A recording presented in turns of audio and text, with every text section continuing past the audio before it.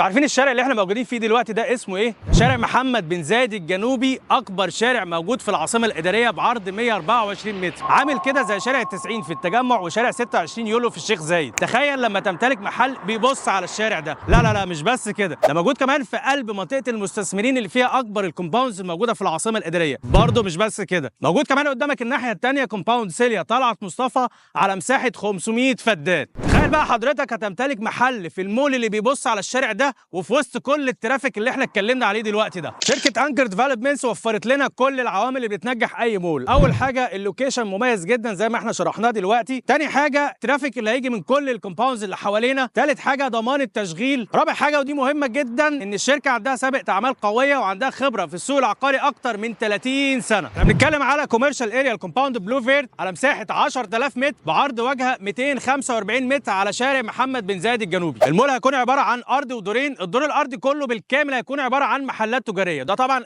اميز دور في التجاري، والدور الاول والثاني هيكون عباره عن مكاتب اداريه وعيادات طبيه. المحلات مساحتها هتبدا من اول 42 متر بسعر متر يبدا من اول 190,000، اما المكاتب والعيادات هتبدا مساحتها من 45 متر بسعر متر يبدا من 65,000 بمقدم من اول 10% وتقسيط بيوصل لحد 9 سنين. شركه انكر بتقدم لنا ستاند الون بيلدينج على مساحه 700 متر، هيكون مناسب للمطاعم الكبيره، يعني حضرتك هتقدر تاخد مبنى كامل لمطعمك او ينفع شوروم، وهيكون كمان مناسب لمعارض العربيات. لو عايز تحجز محلك او مكتبك على اكبر شارع موجود في العاصمه الاداريه، كلمنا على الرقم اللي ظهر قدامك او اعمل ساين اب وهكلمك اشرح لك تفاصيل كل المولات الموجوده في العاصمه الاداريه كلها، وهساعدك في اختيار الوحده المناسبه ليك.